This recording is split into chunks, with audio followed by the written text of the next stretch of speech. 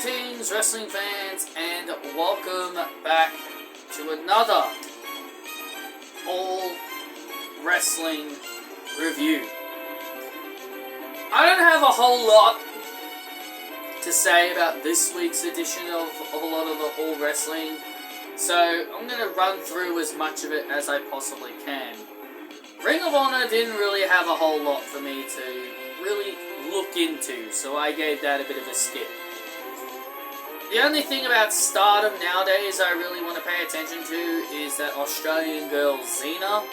I've been watching some of her matches, and man oh man is she really good. But that has nothing to do with this week. And as for TNA, they only did one thing on TNA, which I really wanted to make it as its own video. NXT's Carly Bright and Kendall Gray battled the Spitfire for the Knockouts Tag Team Championships. Now look, I don't understand why understand why NXT are not giving TNA any of their bigger stars like Ethan Page and Roxanne Perez and all that. It just doesn't make any sense to me why they're getting people like Kendall Gray, Carly Bright, Wendy Chu, Tatum Paxley, Carmen Petrovic. Like, to me, it just doesn't understand. To me, I just do not get that. Like, TNA is more than happy to let NXT have the big stars, like Joe Hendry and Jordan Grace, but apparently, Shawn Michaels just doesn't have the guts to return the favor and give them big stars back. You know, like Ethan Page, who used to work there, or Roxanne Perez, you know. Can you imagine Roxanne Perez being on TNA, issuing an open challenge, and Zaya Brookside accepts or something? It'd be bloody awesome. But no. I'm not going to dive too much deeper into it, but I feel like TNA and WWE's relationship is not benefiting TNA. It doesn't really benefit TNA. This is more to help WWE to get their hands on their big stars when they eventually when their contracts eventually expire. So I can't really say I'm a big fan of what has been going on with this relationship. As I said, I feel like it should only become more serious. All I'm saying is NXT need to start giving TNA some of their bigger stars. Because all the people that they are giving, the TNA fans have no idea who they are. I don't see TNA fans popping and cheering like crazy for a Tatum Paxley. All I'm saying is they need to start letting them have some of their bigger stars. That's all I'm saying. But I more feel like Shawn Michaels is afraid to let them have their big stars, because they're afraid that maybe they might try to coerce Roxanne into leaving NXT to come join TNA. But regardless, Kendall Gray and Carly Bright came up short against the Spitfire. Look, I don't mind Carly Bright and Kendall Gray. They're two rising young stars, homegrown wrestlers. Don't get me wrong, I'm quite a fan of those two, and I think a lot of people compare Carly Bright to Kelly Kelly, which, you know, is not true at all, but, you know, is not true at all, but, you know, it's the fans, you know, they always gotta compare, So that's really all I can say about TNA. When it comes to Monday Night Raw, again, the endless story of the Rhea Ripley, Liv Morgan stuff, I'm really over it, the whole thing with the Judgment Day. I'm really hoping Bad Blood is the end of it. I'm really hoping Bad Blood is the end of that story, with Rhea regaining her title from Liv, Damian getting his revenge on Finn, and then they just call it a day and they move on to something else. But if I know Triple H, he is not going to end it. Everyone jokingly said that Liv and Rhea should go all the way to WrestleMania, and it seems like that could be a possibility at this rate. And trust me, There's no way in hell people want to sit through an entire feud that goes from all the way from August all the way to April. It's time to end it. It should, regardless the outcome, if Liv Morgan wins or Rhea Ripley wins, I want it to be the end at Bad Blood. But it probably won't. They will probably continue the feud. They will probably continue the feud when it really has run its course. Speaking of feuds that have run its course, that being CM Punk and Drew McIntyre. Listen, if my own dad is saying that this feud needs to end, that tells you a lot. That tells you a lot. If my own dad thinks CM Punk and Drew McIntyre has gone on for too long, then Triple H is clearly doing a lot wrong here. Triple H is doing a lot wrong here. Like, I get CM Punk was injured. I get CM Punk was injured most of the year, but still, this feud has been going on since Royal Rumble. And I know CM Punk was injured through most of it, but still, they could have had Drew McIntyre do something else. They could have literally had Drew McIntyre feud with somebody else until CM Punk was ready. But instead they had to waste the men's Money in the Bank contract on Drew and for him to try and cash in, only for CM Punk to ruin it in the most predictable way possible. But the point is, they did not need to drag this feud out as long as it did. If CM Punk, it shouldn't matter if CM Punk was injured. They could have easily had Drew McIntyre do something else while CM Punk was away recovering. But they didn't want to do that.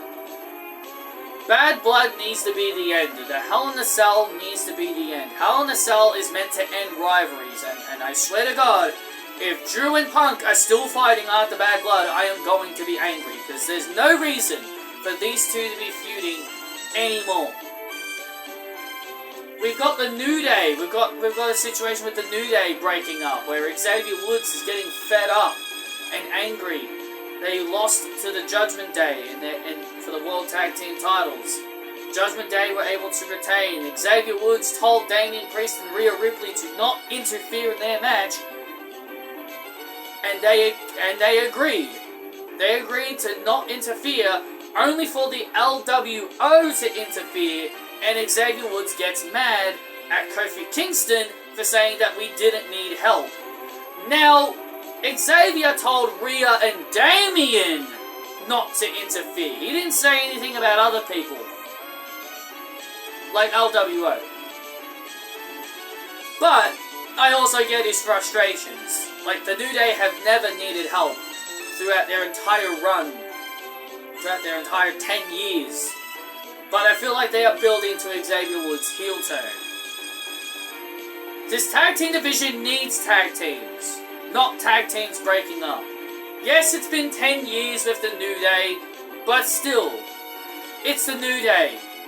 It's bad enough that the Usos had to get broken up, and now we're going to be dealing with the New Day breaking up? I don't know. I know it's been 10 years, but the Usos were together for way longer than 10 years.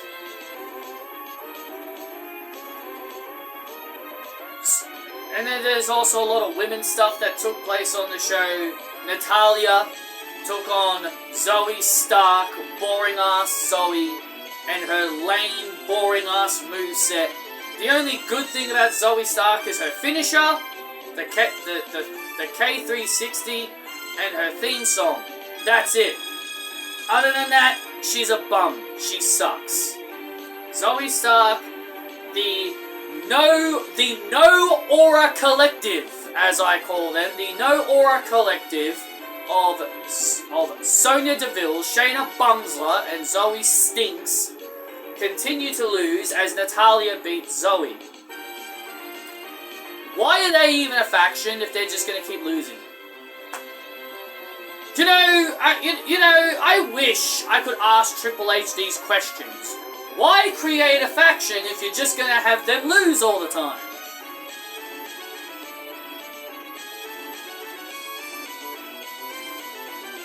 Sonya Deville told them to step up and shoot their shot, and Lyra, Natty, and Zelina have shot their shots twice by beating them. So, that seems to be their gimmick, right? It's pointless. It's a pointless faction. No Aura Collective, or no Pop Collective. Either one is better, because I swear to God, these three do not get a reaction from the audience. You can tell the fans do not care about this faction, but does that help? But does that matter to Triple H? No, it doesn't matter to Triple H. He likes them, so he's going to do everything in his power to get the fans to react. It's the same thing that they said. It's the same thing about Karrion Kross. He likes Karrion Kross. He will do anything for the fans to get a reaction. They don't care. Move on and accept it. If Zoe Stark, being with Trish Stratus and working with Becky Lynch, can't get Zoe over, then Zoe's the problem.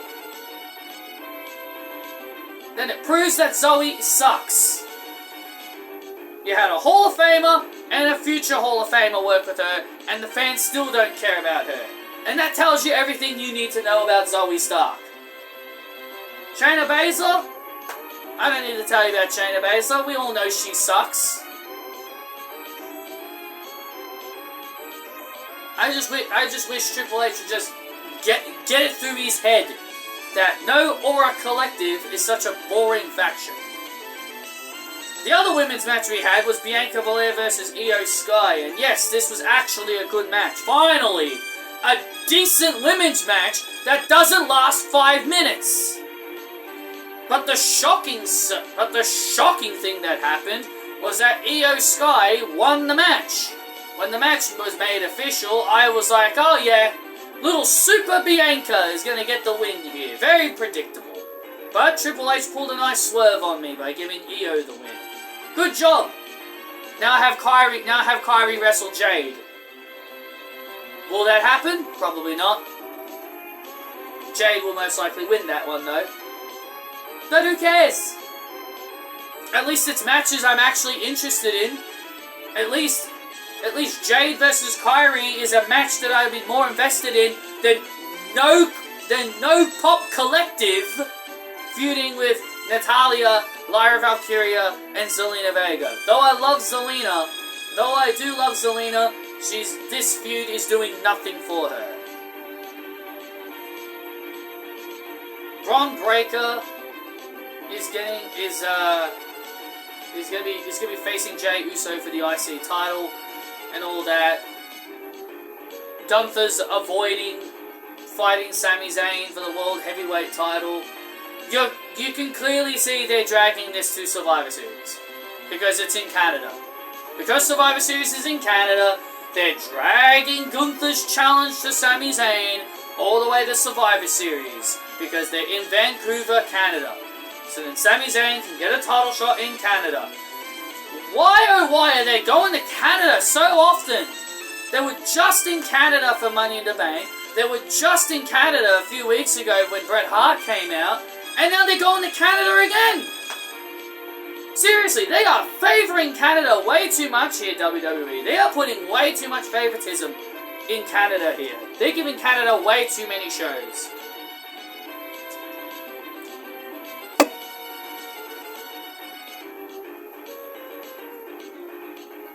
NXT, though it had CM Punk on the show, I didn't really care about a lot of it.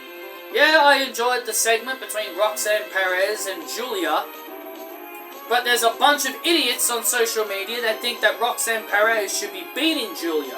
There is no way that you take one look at Julia and you don't, and A, you don't think she's a big deal, and B, you don't think she should be booked to win against Roxanne.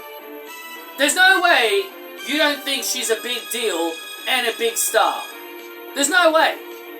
I've seen a lot of people say Julia's is just all hype. Yeah, oh, she's all hype. She's all hype, huh? Nah, she lives up to the hype. She lives up to the hype.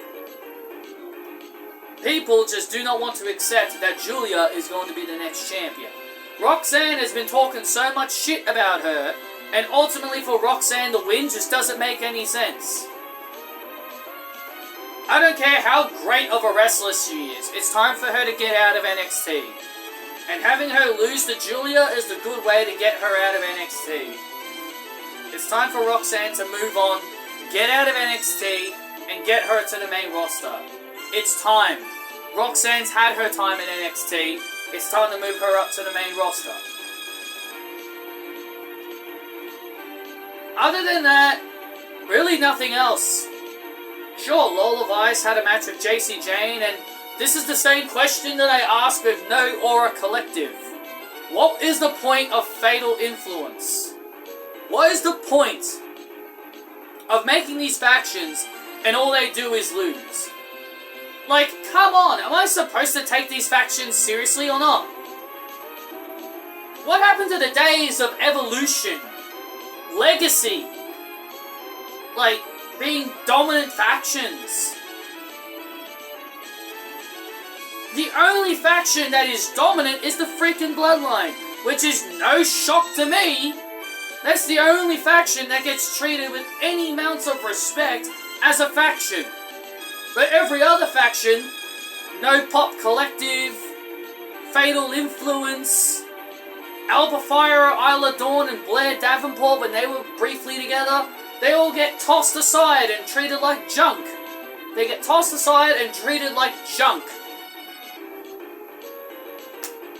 Pointless. These factions are pointless, and I feel like they only do it nowadays just to give people TV time.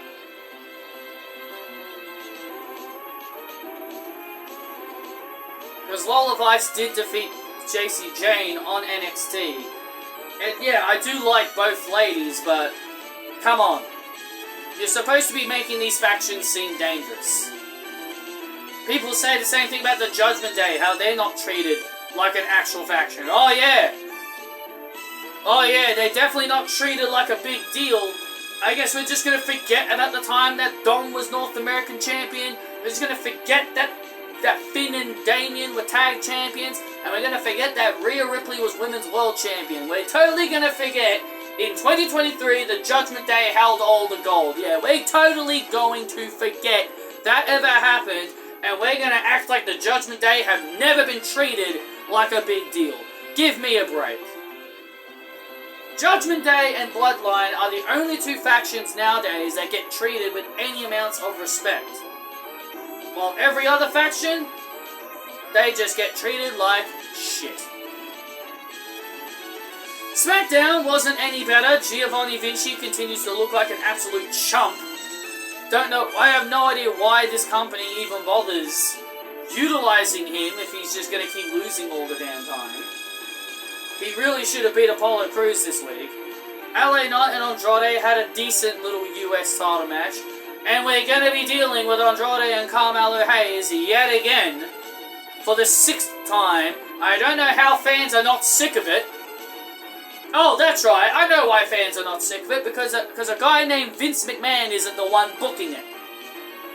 If it was Vince McMahon, they'd be tired of it after the 3rd match. But because this is Triple H, Andrade and Carmelo Hayes can fight each other 1 billion times and the fans won't get sick of it. Nia Jax and Tiffany Stratton had a tag match against Bayley and Naomi. And then there was this whole threat of if Bayley and Naomi lost, one of them would go to Raw. But then Nia Jax basically told Tiffany if she got pinned, she'd be the one leaving Monday Night Raw, and that she'd be leaving SmackDown to go off to Monday Night Raw. And that is when I immediately said, yep, that's when I immediately told myself, I can see Bayley and Naomi both pinning Nia Jax. Making it very obvious, by basically putting a stipulation on everybody but Nia, it made it very clear to me that Bayley and Naomi were both going to pin Nia. Did you really think it was just going to be a simple Bayley pins Nia, Naomi pins Nia, and that's it? This kind of thing made it very, very obvious that they were going to do a double pin. They should have just done a triple threat, but no, they're going to have Bayley and Naomi fight each other next week in order to get that championship match. And I feel like Bayley is going to win because for some reason they want to turn Naomi heel for whatever god reason why they want to try and turn Naomi heel for whatever god reason that why. It's bad enough that heels like Indy Hartwell and Candice LeRae and Blair Davenport barely ever get used. And now you want to make Naomi a heel?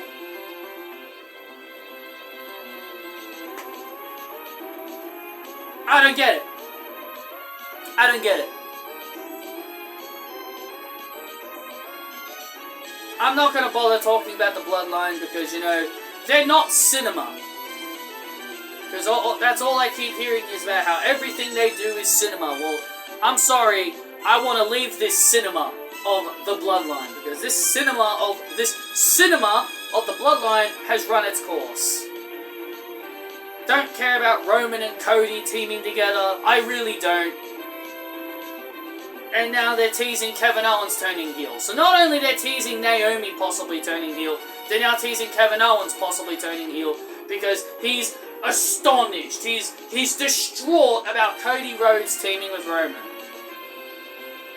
Which, you know what, I get it. Because he's been feuding with the Bloodline for 4 years. But I just generally just don't care. Now on to AEW. Mariah May was in a tag team match.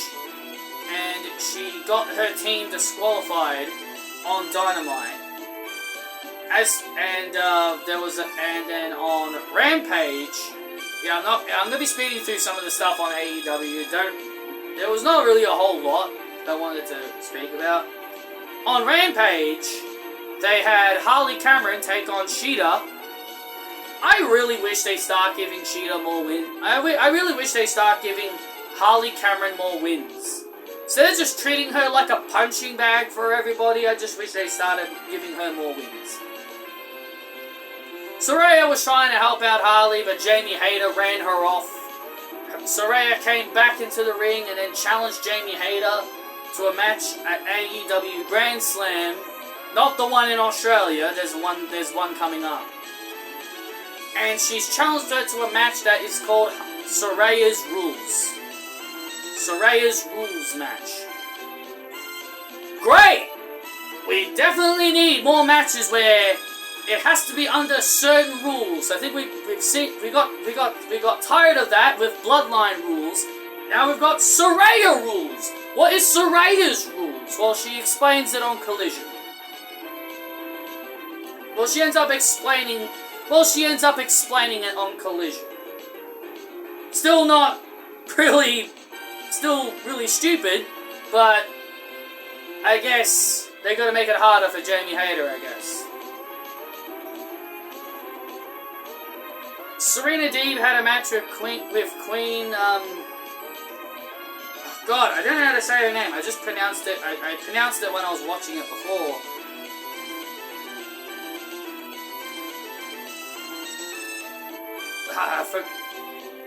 My brain doesn't work. My brain doesn't work sometimes.